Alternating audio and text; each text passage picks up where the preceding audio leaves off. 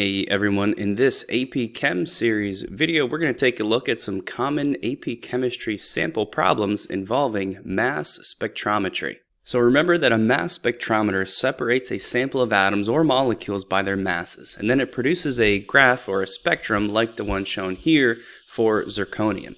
Since the only thing that I put through the spectrometer was zirconium atoms, then each peak here represents the different isotopes of zirconium. So in the sample, I've got some zirconium 90, 91, 92, 94, and 96. I can also see based on the peak heights that zirconium 90 was the most abundant, the most common type of isotope, whereas 96 was the least. So now that we've reviewed a little bit, let's talk about how AP Chemistry will typically use mass spectrometry in its questions. So almost all of the time, AP Chemistry will ask how the observed peaks in a mass spectrum, like this one for zirconium, relate to the average atomic mass of that element. We've always got access to our average atomic mass because it's on the periodic table. Here, zirconium's average mass is 91.224. Now, you've got some options when it comes to explaining how these peaks give you this average number right here.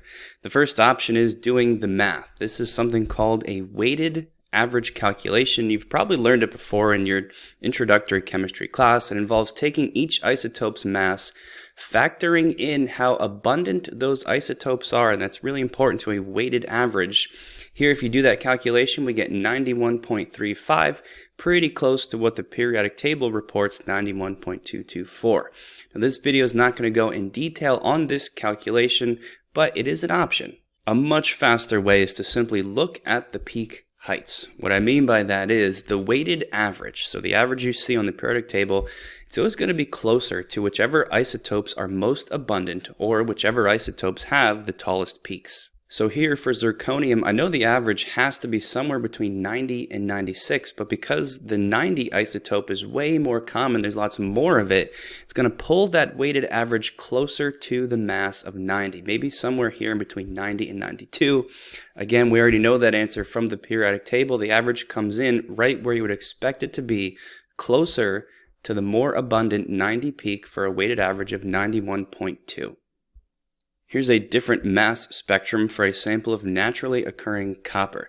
Why don't you pause the video and see if you can follow this type of thinking and make a guess for what the average atomic mass might be for copper. So here's what you should have been thinking. I know the average has to be between 63 and 65 because those are the only two isotopes. However, since the copper 63 is way more abundant, the peak is much taller, it's going to factor in more. It has a heavier weighting when calculating the average.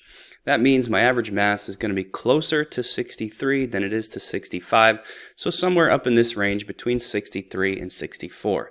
If you check that on a periodic table, you'll find copper's mass is 63.546, just where we predicted. So let's close the video with a typical AP multiple choice question using these ideas. It says, which of the following elements would have the mass spectrum represented below? Again, pause the video and try this yourself before listening to me go over the answer.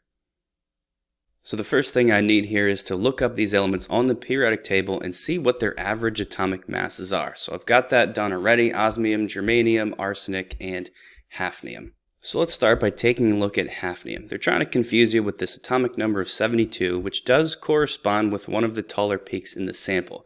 But you've got to remember that 72 is the atomic number. That's just the protons. That's not what these peaks measure.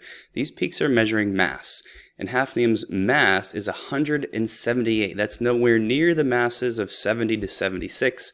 So I can rule out hafnium right off the bat. Same thing with osmium. It's got an average mass of 190. So now I have to choose between germanium and arsenic. Both of them have average masses that fall within the expected range here. Germanium at 72.63, let's mark it out, and arsenic at 74.92. So to make the choice between germanium and arsenic, just remember our rule that the average atomic mass will be closest to the tallest, most abundant peaks. And here, there's three very abundant isotopes.